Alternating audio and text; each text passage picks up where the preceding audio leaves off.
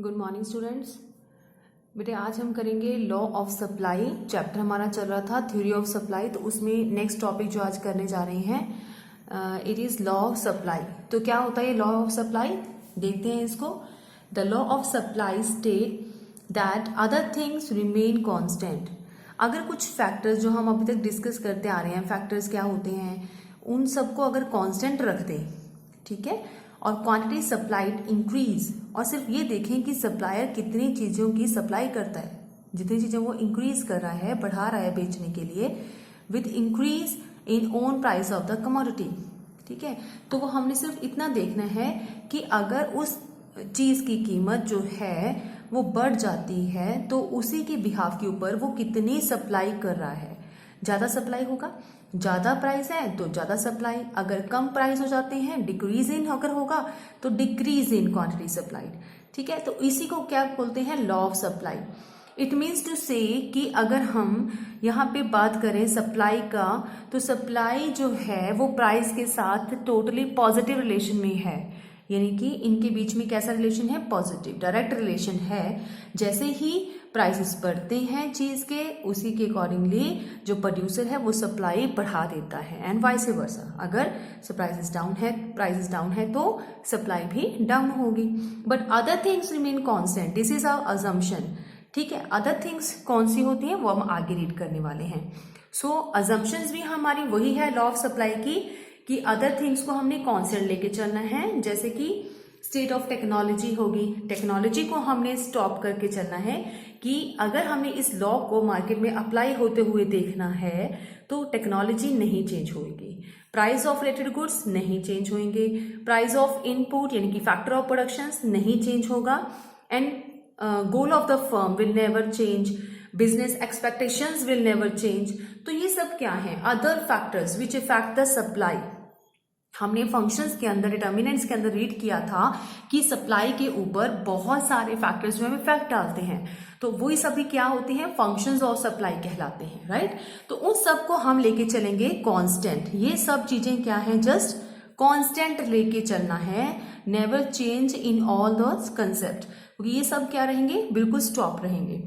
अगर ये सब स्टॉप है तो सप्लाई कैसे इंक्रीज और डिक्रीज हो रही है, only on the behalf of, on the due to the price of commodity, यानी कि जो चीज हम मार्केट में सप्लाई करने जा रहे हैं, जो प्रोड्यूसर बेचना चाह रहा है, उसी के रेट कम या ज्यादा होने के हिसाब से ही सप्लाई कम या ज्यादा हो रही है।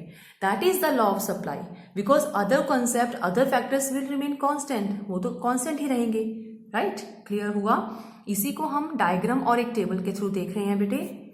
सो यहाँ पे मैंने टेबल लिया है, प्राइस ऑफ एक्स, एक्स हमारी एक कमोडिटी है, तो हमने रेट ले लिया। अगर 1 रुपीज है, 2 है, 3 है, 4 है या 5 रुपीज है, सो सप्लाई क्वांटिटी की, तो कितनी क्वांटिटी सप्लाई की जा रही है, 2 यूनिट्स, 7 यूनिट, 11, और अगर रेट 5 रुपीज हो जाता है then producer want to sell 16 unit of that commodity to sell in the market. So ये सारा क्या है, क्वांटिटी सप्लाइड है। इसी को अगर हम डायग्राम के ऊपर कोलेटेड करके, पॉइंटेड करके अगर हम देखना चाहते हैं, तो यहाँ पे हम क्या लेते हैं बेटे, क्वांटिटी सप्लाइड, ठीक है। एक्स एक्सिस के ऊपर आपको ये नोट डाउन करना है, और इस साइड में आप क्या लिखोगे, प्राइस। प्राइस हमने नोट कर लिए, हमने क्वांटिटीज के लिए डिफरेंसेस ले लिए, 4 के गैप के ऊपर मैंने क्वांटिटी सप्लाइड की जो मेजरमेंट है वो नोट कर दिया है, और यहाँ पे हमने लिया है पॉइंट। पहले 1 रुपीज में वो 2 यूनिट जो है वो बेच सकता है, अगर रुपीज बढ़ जाते हैं तो ही वांट टू सेल मोर, वो कितना बेचना चाहेगा, 7। उसके बाद फिर से अगर रेट बढ़ते हैं, he want to sell 11 unit to the market, और अगर इसी तरह से 4 और 5 यूनिट बनते हैं तो इस तरह से वो अपनी इंक्रीज कर देता है क्वांटिटी सप्लाई को। अब इसको हमने यहाँ पे पॉइंटेड को क्या कर दिया, ज्वाइन कर दिया, तो ये बन गया हमारे पास सप्लाई कर्व, SS जिसको हम बोलते हैं। यहां से आपको क्या समझ आ रहा है, अगर मैं बोलूं कि लॉ ऑफ सप्लाई लिखो, तो आपको एक तो मीनिंग देना है, जैसे अभी हमने किया। लॉ ऑफ सप्लाई क्या होता है, तो law of supply state that other things remain constant, quantity supplied increases with increase of on price of the commodity and vice versa, right. उसके बाद आपको अजम्पशंस देना है, उसके बाद आपको टेबल एंड डायग्राम जो है वो मतलब बना के दिखाना है। ये हो गया आपका फुल क्वेश्चन, जिसको हम बोलते हैं लॉ ऑफ सप्लाई। अब लॉ ऑफ सप्लाई को सिंपली आप अपने माइंड में बिठाओगे कि रेट्स बढ़ने से सप्लाई बढ़ता है, रेट कम होने से सप्लाई कम होता है, that is the law of supply. Law ये कहता है, राइट। अब आता है next point, exceptions to the law of supply, जैसा कि हमने किया था लॉ ऑफ डिमांड के अंदर कि कुछ एक्सेप्शंस हैं जहां पे लॉ काम नहीं करता है, तो इसी तरह से यहाँ पे भी कुछ है एक्सेप्शंस जहां पे हमारा लॉ काम नहीं करता है। कैसे पॉइंट है वो? एग्रीकल्चरल आउटपुट, तो एग्रीकल्चर के ऊपर हमारा जो लॉ है वो काम नहीं करता बेटे। क्यों नहीं करता है? बिकॉज एग्रीकल्चर क्या है, एक ऐसा प्रोडक्ट है दैट इज नेचुरल, ठीक है, नेचुरल क्लाइमेट से घिरा हुआ है हमारा एग्रीकल्चर का फील्ड। तो ये एग्रीकल्चर फील्ड के अंदर हम अपनी मर्जी के मुताबिक जो है जितना चाहे उतना प्रोड्यूस नहीं कर सकते, क्योंकि वो नेचुरल क्लाइमेटीज का ही पार्ट है। वो नॉर्मली जितना होना है वहां से उतनी ही प्रोडक्शन हमें आ सकती है। सो हम ये नहीं कह सकते कि there is an fall in production of wheat.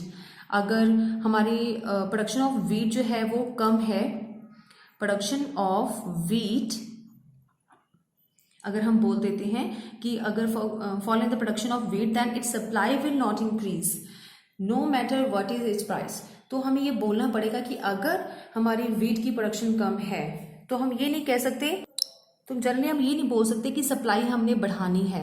अगर मार्केट में रेट जो है उसको देखते हुए अगर प्रोड्यूसर चाहता है कि सप्लाई बढ़ाना तो वो उसको प्रोड्यूस नहीं कर सकता ज़्यादा, ठीक है, क्योंकि नेचुरल क्लैमिटीज की वजह से due to the natural calamities there is a fall in the production of wheat. तो हम ये फोर्सफुली नहीं कर सकते कि नहीं हमने तो सप्लाई बढ़ानी है, क्योंकि वीट के प्राइसेस अच्छे मिल रहे हैं मार्केट में।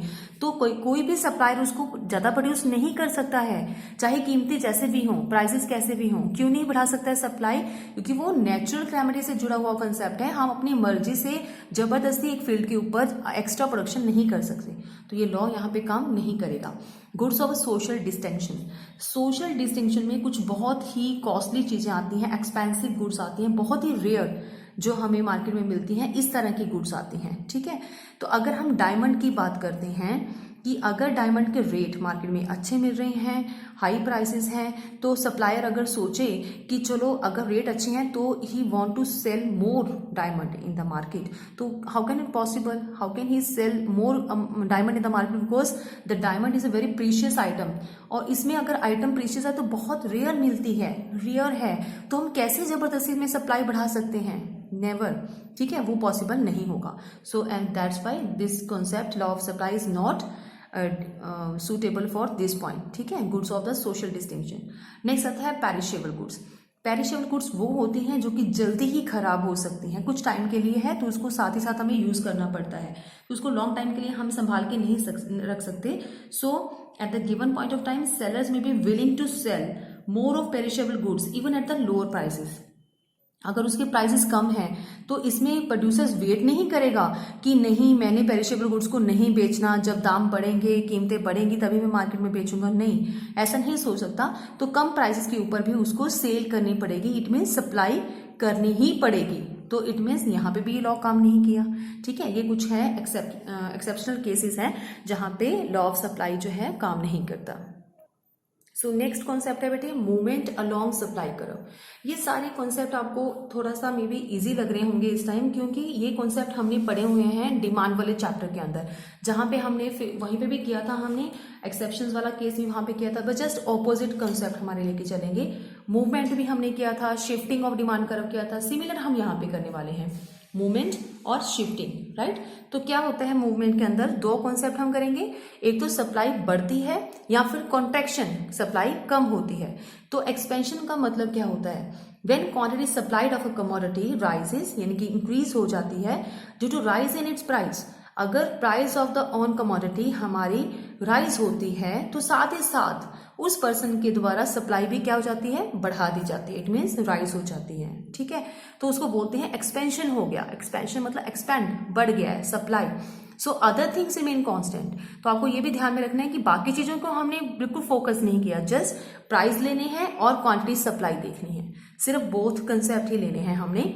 तो हम यहाँ पे लेते हैं P0, यानी कि ये इनिशियल प्राइसेस है, अगर शुरू के प्राइसेस हमें दिए गए हैं और उस प्राइसेस के ऊपर जो हमारा सप्लायर है वो Q0 क्वांटिटी की क्या करता है? सप्लाई करता है। इस साइड में आप क्या लेते हो बेटे? क्वांटिटी सप्लाइड, राइट, आपको लेना पड़ेगा।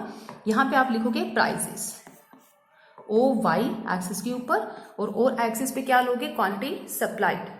सो उस केस में हमारा जो प्रोड्यूसर है वो इस पॉइंट के ऊपर खड़ा है, राइट, क्योंकि ये रेट है, ये क्वांटिटी को सप्लाई कर रहा है। इसके बाद अगर रेट्स हमारे इंक्रीज हो जाते हैं, मैं यहाँ पे ले रही हूँ इस पॉइंट के ऊपर कि अगर रेट P1 हो जाते हैं तो क्या होगा, क्या रिएक्शन होगा हमारे प्रोड्यूसर का बेचने के लिए, तो सप्लाई बढ़ाएगा। नेचुरली सी बात है कि हमारा लॉ यही कहता है, थ्योरी ऑफ सप्लाई ये कहती है कि जैसे ही रेट्स अगर मार्केट में किसी चीज के इंक्रीज होते हैं, साथ ही साथ प्रोड्यूसर ज्यादा सप्लाई करता है। क्यों? Because he want to earn more profit from the sale of product. तो यहाँ से वो ज्यादा पैसा कमाना चाहता है, ज्यादा पैसा तभी कमाएगा अगर रेट बढ़ेंगे, तो वो ज्यादा सप्लाई करना चाहता है, सिंपल सी बात है। तो अब हमने यहाँ पे दिखाया कि पहले वो Q0 क्वांटिटी की सप्लाई कर रहा था, अब कितनी कर रहा है, Q1 क्वांटिटी की सप्लाई कर रहा है। तो पहले वो A पॉइंट के ऊपर था, अब वो B पॉइंट के ऊपर खड़ा है, ठीक है।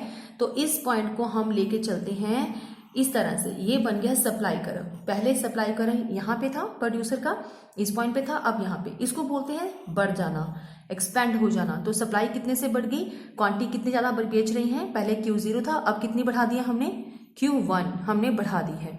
ये हमारा केस बन गया एक्सपेंशन ऑफ सप्लाई का। क्लियर? आप चाहो तो यहाँ पे लिख के दिखा सकते हो टेबल के अंदर, कैसे रेट ले सकते हो। 5 रुपीज रेट है, फिर अगर रेट हमारे बढ़ जाते हैं, 7 रुपीज हो जाते हैं, 10 रुपीज हो जाते हैं, तो हम लिख देते हैं क्वांटिटी पहले वो 10 ले रहा था, बेच रहा था, अब उसने 15 कर दी।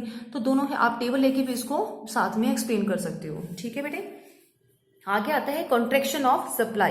कॉन्ट्रैक्शन का मतलब क्या होता है, when quantity supplied of a commodity decrease due to fall of price। अगर हम प्राइसेस को कम देखते हैं, प्राइस कम हो गए हैं कमोडिटी के, तो उस केस के अंदर जो हमारी सप्लाई है, क्वांटिटी सप्लाइड, वो भी डिक्रीज हो जाती है।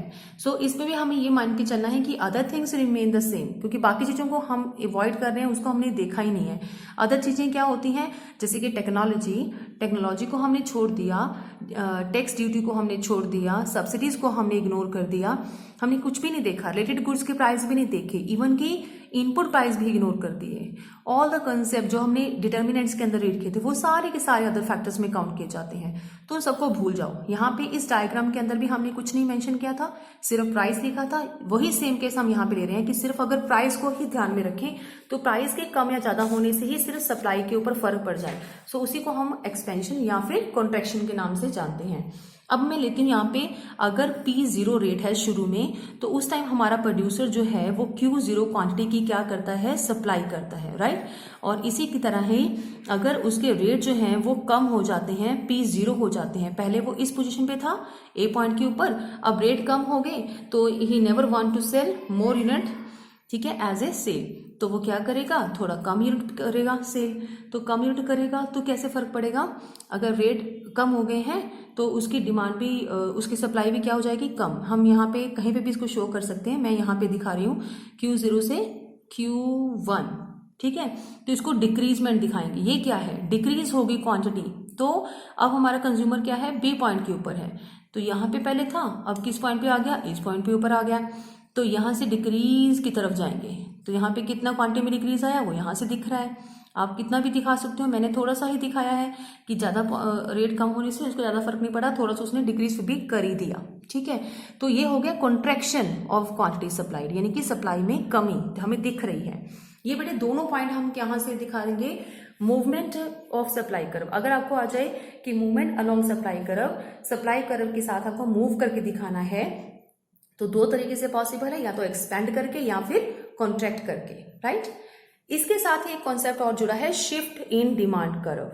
सो क्या होता है shift in demand curve, it refers to increase और decrease in quantity supplied even when own price of the commodity remain constant. अब आपको थोड़ा सा माइंड लगाना है, जब हम मूवमेंट की बात कर रहे थे, हमने अदर कॉन्सेप्ट को कांस्टेंट रखा था, सिर्फ प्राइस के बेस पे हमने बस चीज को, क्वांटिटी को बढ़ाया और कम किया था, ठीक है। यहाँ पे हम क्या बात कर रहे हैं, इंक्रीज और डिक्रीज होगा क्वांटिटी सप्लाई के अंदर, even when on price of the commodity remain constant. हमें यहाँ पे ये लेना है कि प्राइस तो कांस्टेंट रहेगा, प्राइस को तो हमने एज इट इज ही लिखना है। फिर क्या चीजें हैं जो हमारे सप्लाई को इफेक्ट कर जाएंगी, जिससे हमारा सप्लाई कर्व शिफ्ट हो जाएगा। तो पहला है, या तो वो इंक्रीज इन सप्लाई होगा, या फिर दूसरा होता है डिक्रीज इन सप्लाई। तो इंक्रीज और डिक्रीज कैसे होगा, पहले हम एक डायग्राम ड्रॉ करते हैं जिसमें हम शो करेंगे इंक्रीज कैसे हो सकता है। ये हमारे प्राइस हैं, प्राइस के ऊपर हमने लिया है कि A कि जो हमारा प्रोड्यूसर है एक, वो Q0 क्वांटिटी की सप्लाई करता है, ये है उसका क्वांटिटी सप्लाइड। ठीक है, तो जो कि हम O एक्सिस के ऊपर लेते हैं, OY के ऊपर हम क्या मेंशन करते हैं, प्राइसेस, राइट। तो इस पॉइंट के ऊपर हमारा प्रोड्यूसर है, इसको हम A नाम दे देते हैं। उसके बाद क्या हुआ, प्राइसेस के अंदर कोई चेंज नहीं आया, prices will remain constant, but हमारा जो सप्लाई है वो बढ़ गया। तो प्राइसेस तो ऐसा ही है, लेकिन सप्लाई मैंने इंक्रीज करके यहाँ दिखा दी, कितनी, क्वांटिटी 1। अब क्वांटिटी 1 है तो मैं ऊपर तो इंक्रीज करके दिखाऊंगी ना, इसको कहाँ पे दिखाऊंगी, यहाँ तो कुछ हमें नजर ही नहीं आ रहा, ना तो मेरी प्राइसेस अप गई जिसको मैं इस तरीके से या इस तरीके से ड्रॉ कर दूं, ना ही मेरी डाउन गई। तो क्या करूंगी, सिर्फ इसी के साथ मैच कर दूंगी, बिकॉज पहले भी कीमतें 10 रुपए थी मान लेते हैं, तब वो ए पॉइंट के ऊपर था क्योंकि Q0 वो बेच रहा था। अब भी रेट वही है, 10 के 10 है हमारी चीज के, तो रेट की वजह से मैंने इस लाइन को आगे ड्रॉ कर दिया क्योंकि ये प्राइस को शो कर रही है मेरी लाइन। तो अब कितनी क्वांटिटी हम बेच रहे हैं, 20 यूनिट वो बेच रहे हैं, मैंने ये मान लिया। 10 रुपए के ऊपर पहले कितनी बेच रहा था, 10 यूनिट, अब कितनी बेचने लग गया, 20 यूनिट, राइट। तो यानी कि ये क्या हो गया, इंक्रीज हो गया। तो पहले सप्लाई कर्व हमने पहला ड्रॉ करना है, इसको बोलते हैं S1 या S ले लो, ठीक है। उसके बाद दूसरा एक अलग से सप्लाई कर्व ड्रॉ होगा जो यहाँ पे मेंशन हो रहा है, दिस इज कॉल्ड S1, यानी कि ये आगे की तरफ फॉरवर्ड हो गया, आगे की तरफ क्या हो गया, shift, that is called increase in supply. Shift तो हो गया, लेकिन शिफ्ट का कौन सा टाइप है, ये इंक्रीज हुआ है, आगे की तरफ फॉरवर्ड होने को बोलते हैं इंक्रीज इन सप्लाई। अब जब आगे की तरफ फॉरवर्ड हुआ है तो इसके कौन से रीजन है, ऐसी कौन सी वजह जिसकी वजह से हमारी सप्लाई इंक्रीज हो जाती है, बहुत सारे रीजंस हैं। कैसे, अब यहाँ पे हम देखते हैं टर्न वाइज। एक तो ये कह सकते हैं कि एडवांस टेक्नोलॉजी आ गई, ओके। तो एडवांसमेंट अगर आ जाती है टेक्नोलॉजी के अंदर, तब भी हम बोल सकते हैं कि हमारी जो सप्लाई है वो इंक्रीज हो जाएगी। सेकेंड, हम कह सकते हैं कि फॉल इन एक्साइज ड्यूटी। अब गवर्नमेंट क्या करती है, कई बार टैक्स हटा देती है, टैक्स हटाने से प्रोड्यूसर को बेनिफिट होता है और वो अपनी प्रोडक्शन ज्यादा करता है और सप्लाई ज्यादा करता है, तो आगे शिफ्ट हो गया।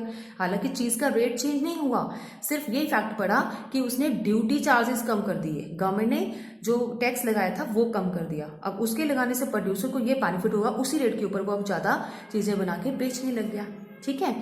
तीसरा क्या पॉइंट ले सकते हैं, सब्सिडीज अगर बढ़ा देगा सेम, तो अगर सब्सिडी गवर्नमेंट हमें देगी तब भी हमारे प्रोड्यूसर्स के माइंड के ऊपर ये इम्पैक्ट पड़ेगा कि क्यों ना सप्लाई बढ़ा दी जाए, इंक्रीज इन सप्लाई कर दिया जाए। इसी के साथ और बहुत सारे पॉइंट हैं, जैसे नंबर ऑफ फर्म्स बढ़ गई हैं। अगर पहले एक ही प्रोड्यूसर या 2 प्रोड्यूसर्स थे जो वो मार्केट में माल बेचते थे, अब एक और इन्वॉल्व हो गया, 3 पर्सन होंगे, तो 3 पर्सनों की प्रोडक्शन ज्यादा होगी, ज्यादा ही सप्लाई होगी, तो आगे की तरफ हमारा फॉरवर्ड होगा सप्लाई कर्व। हालांकि रेट्स की बात हम कर ही नहीं रहे हैं, रेट तो अभी भी वैसा का वैसा ही है, चीज का जितना रेट पहले था, ठीक है। इसके अलावा हम कर सकते हैं कि अगर और भी बहुत सारे रीजंस हैं, जैसे हम बोल सकते हैं कि फैक्टर इनपुट जो है, तो फैक्टर इनपुट्स का रेट कम हो गया, फैक्टर इनपुट्स का रेट क्या हो गया, डाउन हो गया, तब भी क्या होगा, उनको बहुत फायदा होगा, लेबर भी सस्ते दाम पे मिल रही है, बैंक से लोन मिला तो उसके लिए इंटरेस्ट जो देना है वो भी बहुत कम देना पड़ रहा है, जमीन हमने किराए पे ली और उसका रेंट भी बहुत कम पे करना पड़ रहा है। This all are called the input of the production, यानी कि फैक्टर इनपुट्स। अगर प्राइसेस जो है वो कम हो जाते हैं फैक्टर इनपुट्स के, तो प्रोड्यूसर्स के माइंड के ऊपर एक बात सेटअप कर जाती है कि अगर हमें कॉस्ट ज्यादा नहीं पड़ती प्रोडक्शन करने, तो क्यों ना हम प्रोडक्शन को बढ़ाएं, इसलिए सप्लाई क्या हो जाती है, इंक्रीज। सो ये सारे कॉन्सेप्ट एक्सेट्रा बहुत सारे हैं, आगे हम और भी पढ़ सकते हैं, 2-4 और भी हैं, तो हम लेके चलते हैं कि ये सारे रीजंस हैं किस चीज के लिए, इंक्रीज इन सप्लाई के लिए। इसको रीजंस के तौर पे भी आपको ये क्वेश्चन आ सकता है। सो इसी के साथ आता है डिक्रीज इन सप्लाई। तो डिक्रीज कैसे होगा, सिमिलर, यहाँ पे क्वांटिटी सप्लाइड हम लेंगे और एक प्रोड्यूसर के अकॉर्डिंगली उसका एक डायग्राम बना के देखेंगे। अगर प्रोड्यूसर P0 रेट के अकॉर्डिंगली कितनी क्वांटिटी जो है वो सप्लाई करता है, Q0, ठीक है। लेकिन अब इसी के साथ ही क्या हो गया, हम ये मान के चल पड़ते हैं कि रेट के अंदर कोई चेंज नहीं आया, तो रेट हमारा सेम का सेम है लेकिन हम यहाँ पे मानते हैं, इसको आगे लेके जाते हैं मेरे, फिर मेरा टाइप बहुत बन जाएगा, इसको P0 काउंट करती हूँ मैं, राइट। तो अगर पहले हमारा P0 के अकॉर्डिंगली क्वांटिटी Q0 जो सेल कर रहा था, लेकिन अब वो Q1 क्वांटिटी बेच रहा है, रेट वैसा का वैसा ही है, लेकिन उसने डिक्रीज कर दिया। तो पहले क्या था, हमारा सप्लाई कर्व ये था प्रोड्यूसर का, लेकिन अब क्या हो गया, सप्लाई कर्व S1 ये बन गया। तो इट मीन्स वो बैकवर्ड शिफ्ट हो गया। ये इसको बोलते हैं डिक्रीज इन सप्लाई होना। किसी भी अदर रीजन की वजह से प्राइस को छोड़ के बाकी कोई भी अदर फैक्टर है उसकी वजह से हमारी जो सप्लाई है वो नीचे गिर गई, यानी कि कम होगी, डिक्रीज इन सप्लाई जिसको बोलते हैं। इसको हम कॉन्ट्रैक्शन इन सप्लाई नहीं बोलेंगे, वो मूवमेंट का पार्ट है।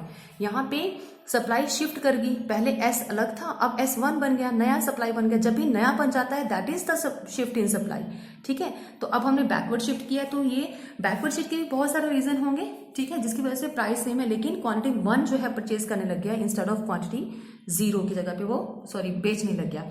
तो इसके क्या रीजन हो सकते हैं, जितना अभी हमने पॉइंट्स रीड किए बिल्कुल उसको ऑपोजिट जाते रहेंगे। जैसे कि अगर हम टेक्नोलॉजी को एडवांस कर रहे थे, अब हम कह रहे हैं कि एब्सोलेट होगी। एब्सोलेट होते हैं कि पुरानी टेक्नोलॉजी होगी, हमें कुछ नया करने की ज़रूरत है, तो पुरानी की वजह से भी हमारी जो सप्लाई है वो कम हो जाती है, प्रॉपर हमारी सप्लाई नहीं होती है। अगर हमारे पास इनपुट कॉस्ट अगर जो है इंक्रीज हो जाए, तो अगर हमें महंगा पड़ने लग जाए लेबर, तो प्रोड्यूसर्स क्या करेगा, प्रोडक्शन कम करेगा, इसलिए सप्लाई क्या हो जाएगी, कम हो जाएगी। इसी तरह से अगर ड्यूटी चार्जेस बढ़ जाते हैं, एक्साइज ड्यूटी जो है इंक्रीज हो जाए, तो उस केस में भी क्या होता है, प्रोड्यूसर सप्लाई कम करता है। अगर गवर्नमेंट की तरफ से सब्सिडीज फॉल हो जाए, सब्सिडी पहले मिलती थी लेकिन अब सब्सिडी जो है वो नहीं मिल रही है, तब भी प्रोड्यूसर्स के माइंड में क्या आएगा, प्रोडक्शन ज़्यादा नहीं करनी, प्रोडक्शन क्या करनी है, कम करनी है। क्यों? क्योंकि कॉस्ट ज़्यादा पड़ रही है प्रोडक्शन करने की, भाई महंगा मिल रहा है हर चीज़, लेबर महंगी मिल रही है और गवर्नमेंट ने टैक्स भी ज़्यादा लगा दिए हैं मैन्युफैक्चरिंग के ऊपर, इसलिए हमें ज़्यादा मैन्युफैक्चरिंग नहीं करनी है। Then he want to reduce supply, ठीक है। तो अगर कुछ ऐसा करके चलें कि change in role of producers from sale of maximization profit, यानी कि उसका गोल बदल गया, गोल ऑफ प्रोड्यूसर अगर चेंज हो जाए, तब भी क्या हो सकता है, हमारी प्रोडक्शन के ऊपर डिक्रीजमेंट आ सकती है। पहले प्रोड्यूसर्स क्या सोच रहे थे कि उसने सोचा कि सेल ही करनी है, बस कैसे भी करके प्रोडक्शन करनी है, ठीक है। तो मैक्सिमाइजेशन टू प्रॉफिट, अगर उसने सोचा है कि प्रॉफिट को बढ़ाना है, तो पहले तो उसका मोटिव था कि सिर्फ सेल की तरफ ध्यान देना है, सेल मैक्सिमाइजेशन करना है, ये गोल था। लेकिन अब सेल की तरफ छोड़ के उसने ये डिसाइड किया है नहीं, प्रॉफिट मैक्सिमाइजेशन करना है। तो प्रॉफिट मैक्सिमाइजेशन कब होता है, जब रेट बढ़ेंगे तभी ज़्यादा सप्लाई करेगा, अदरवाइज नहीं करेगा। तो वही सोच के वो रेट कम है इसलिए सप्लाई भी क्या हो रही है, कम हो रही है, सेम है, रेट में कोई चेंज ही ना आया, तो कई बार क्या होता है, सप्लाई कम हो जाती है। क्यों? उसका गोल बदल गया, उसका जो मेन ऑब्जेक्ट था वो चेंज हो गया, राइट। तो इस तरह से बहुत सारे अदर एस्पेक्ट हो सकते हैं जिसकी वजह से क्या होता है, हमारा डिक्रीज इन सप्लाई पॉसिबल हो सकता है। तो बेटे आज का टॉपिक हम यहीं खत्म करते हैं। आई होप आपको बहुत इजीली समझ आ गया होगा ये टॉपिक। अगर कोई डाउट्स आते हैं तो बेटे वो आप मुझसे क्लियर कर सकते हैं, क्योंकि मेरा काम है सिर्फ आपको पढ़ाना, लेकिन डाउट्स क्रिएट करना वो आपकी ड्यूटी है। तो आप चाहो तो मुझसे किसी भी टाइम पे डिस्कस कर सकती हो। ओके बेटे, नेक्स्ट करेंगे हम नेक्स्ट वाली वीडियो में।